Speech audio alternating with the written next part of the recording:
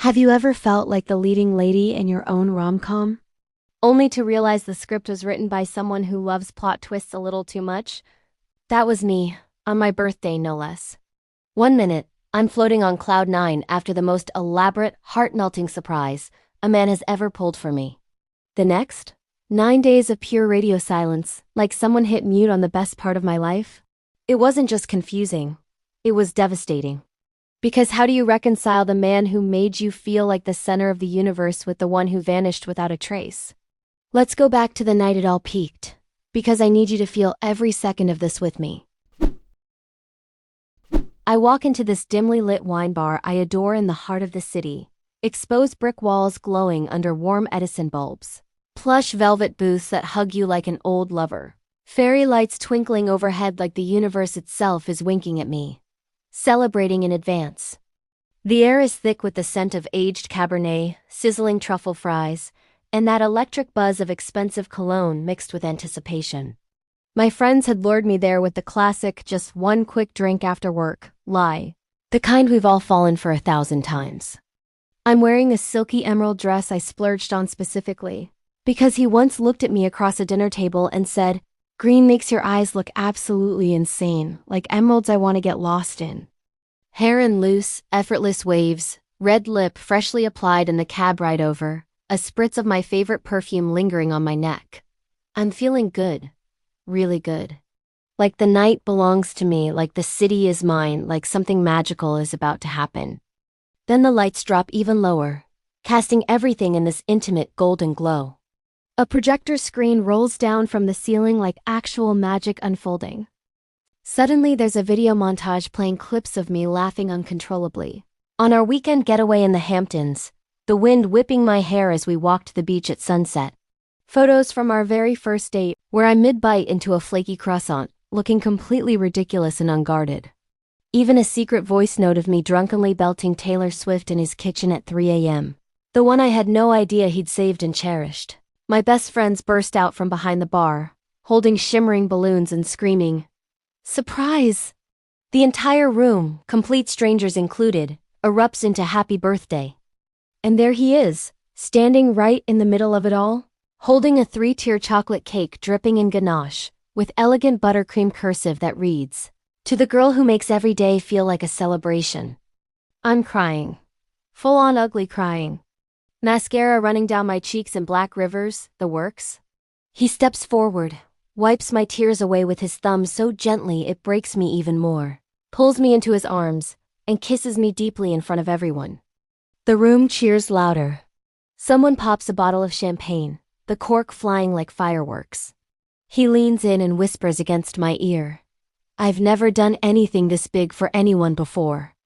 You make me want to be that guy. The one who shows up. The one who deserves you." Cue the absolute slow-motion movie moment. My heart is exploding. I believed every single word with every fiber of my being. We leave the bar arm in arm, my heels clicking on the pavement, his hand warm and possessive on the small of my back. In the Uber ride home, the city lights streaking past like blurred stars. He's tracing lazy circles on my thigh under the hem of my dress, murmuring about how he's already daydreaming about our next birthday, together of course.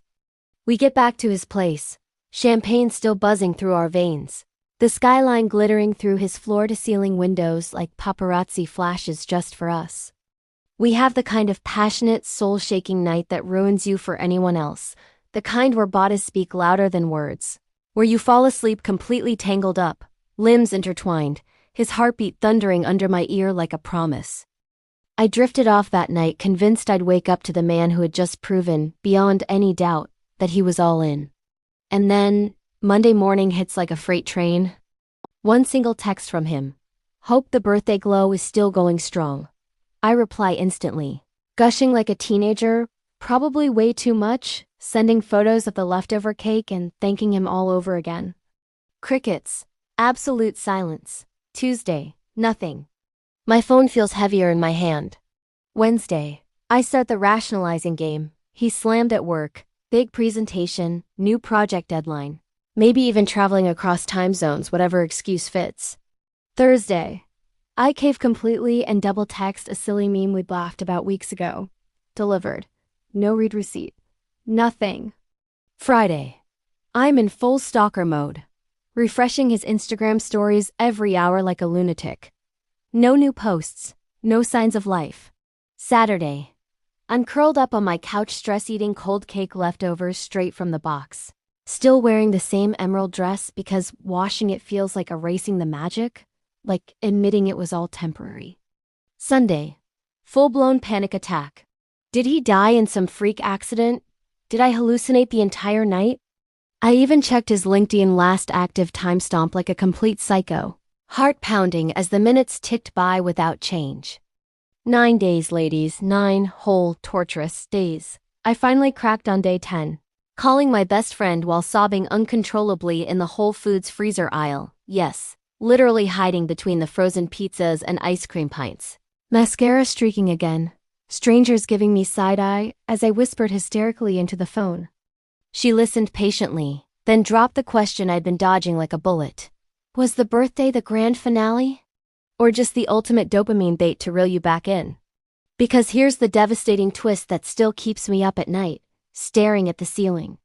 3 weeks before my birthday, I'd sat him down over coffee and casually, terrifyingly, mentioned I wasn't entirely sure about us anymore. Things had been intense, whirlwind level, but I wasn't ready for labels or exclusivity yet. I told him I needed space to see how it feels, to figure out if this fire was sustainable or just a spark that would burn out. He went quiet for 2 full days.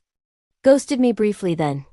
Then came the longest, most elaborate apology text I've ever received, paragraphs of vulnerability, promises, how I'd awakened something real in him. And then, radio silence broken only by the surprise. Was the entire birthday a calculated performance? A cinematic, over-the-top C. I'm serious now.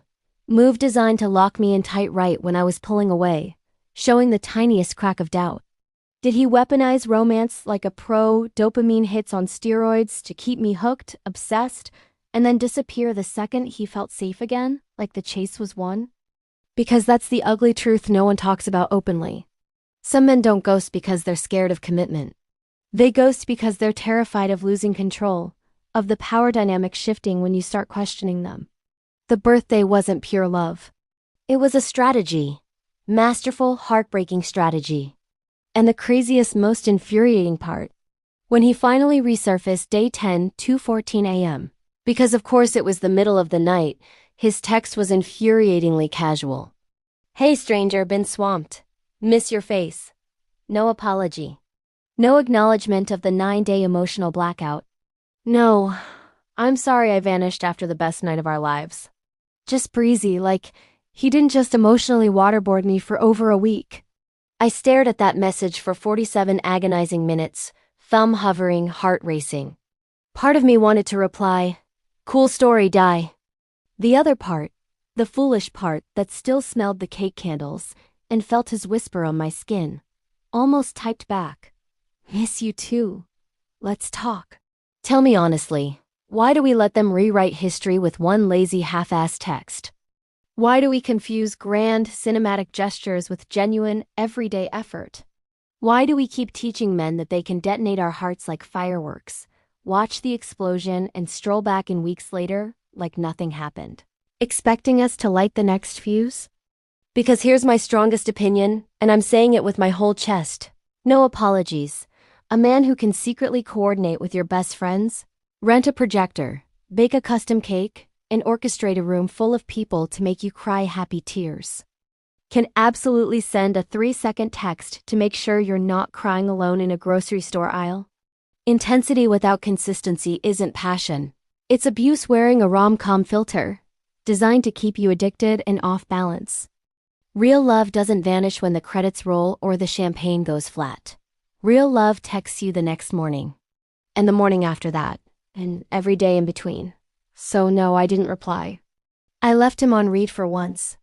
I ate the very last slice of cake like a victory meal, deleted our shared playlist song by song, metaphorically burned the emerald dress in my mind, and donated it the next day, and blocked his number at 3 a.m. with shaking but determined fingers.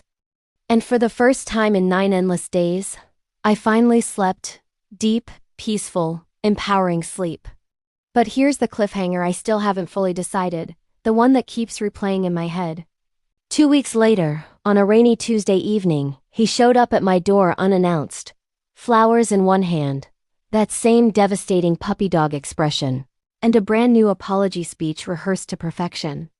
He swears up and down the silence was insane work stress, combined with terror of messing up the best thing he's ever had, that he panicked after going so big. Do I believe even a word of it? Do I let the man who made my birthday feel like pure magic back into my life, back into my bed, back into my heart? Or do I protect the stronger, wiser version of me who finally chose peace over chaotic plot twists and roller coaster romance? Tell me in the comments, what would you do if he showed up at your door after 9 days of nothing, looking like regret personified? Because I'm one weak moment, one lingering look, away from either slamming it shut forever, or letting him in to find out if this story has a happy ending after all. And whatever I choose next, it's going to change everything. Thanks for watching.